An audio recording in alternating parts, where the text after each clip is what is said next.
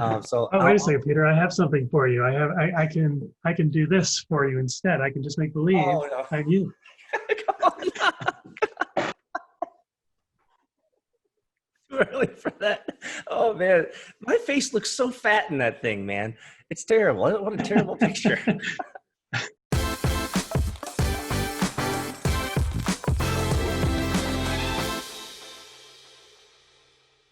Welcome, everybody, to another episode of Real Agile or BS. I'm your host, Peter Saddington, with my colleague at Agile Bob.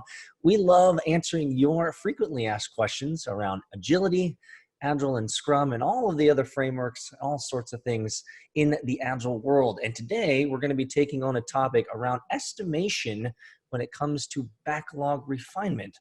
So many of you guys know that there is a ceremony or something that happens, maybe not a ceremony, but something that should be happening relatively consistently throughout the sprint. It's backlog refinement, where a product owner breaks stuff down, the stories into smaller ideas, and as well as has opportunities to meet with the team and break stories down as well.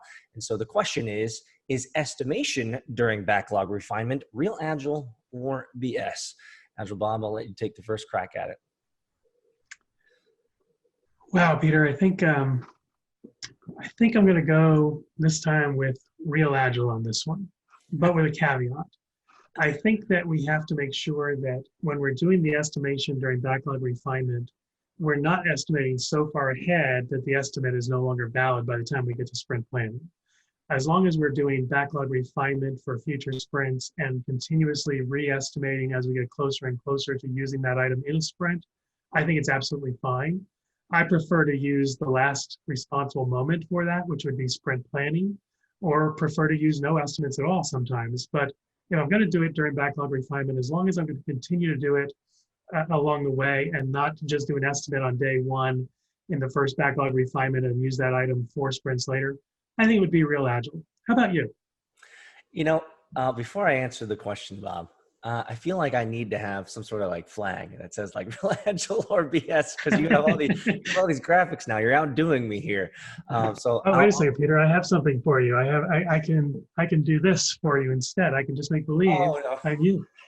Come on. Too early for that. Oh man, my face looks so fat in that thing, man. It's terrible. What a terrible picture. But we'll move on. So for me, estimating during backlog refinement, I'm not a big fan of it. I would say it is Real Agile, and I will say that I like the way that you said it, which is kind of the last responsible moment. I'm a big fan of doing estimation during sprint planning. And I don't even mind, by the way, if we do some light kind of categorizing from and grouping of ideas when it comes to release planning. So kind of doing affinity estimation is a good idea there, because it allows us to understand the overall complexity of the work. Are things more weighted towards complex, or are things weighted more towards simplicity?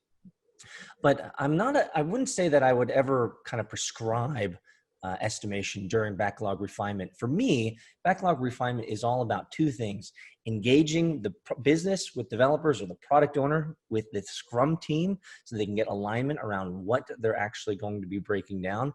And number 2, lots and lots of context needs to be shared during backlog refinement, especially if it's the product owner working with the development team, as to what that idea is so that they can break it down into smaller ideas.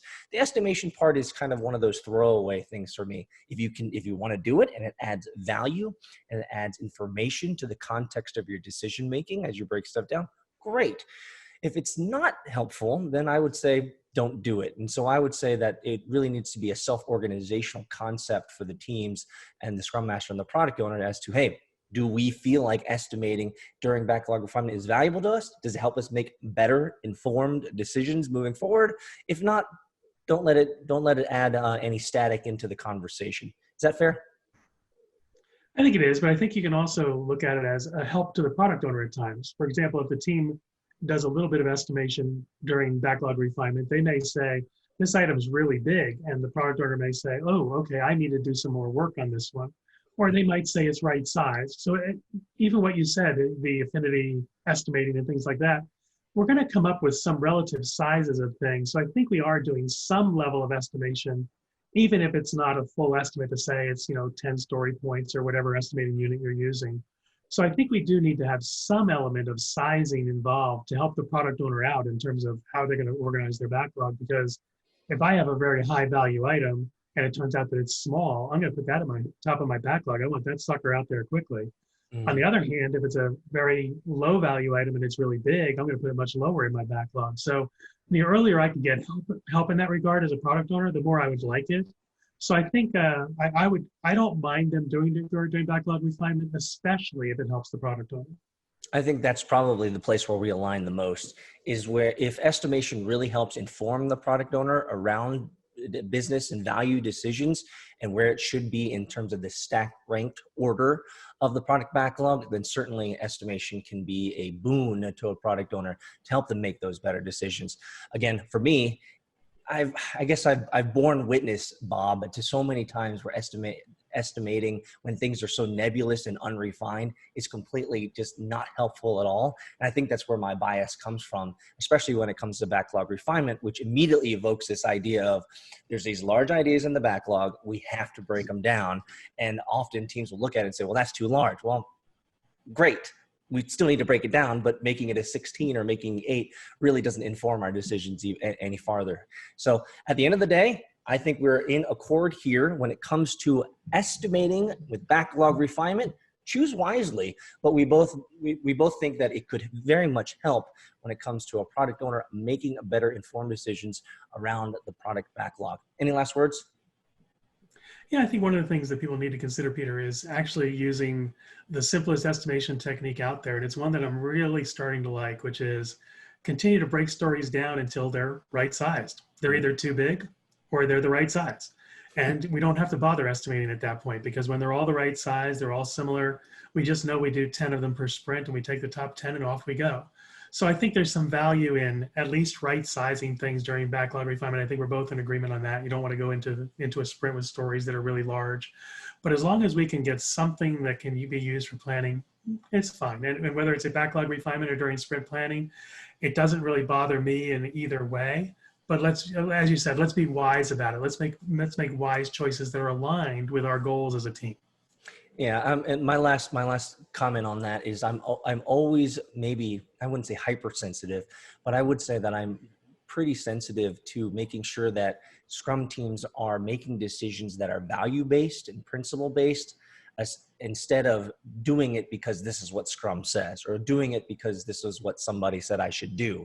And so often, and you've seen this as well, many teams just do things because they were told that was what you're supposed to do, and there's a lack of meaning and a lack of purpose behind it, and therefore it just jumbles up the conversation. So that's where probably a little bit of my hesitation comes when it comes to this topic.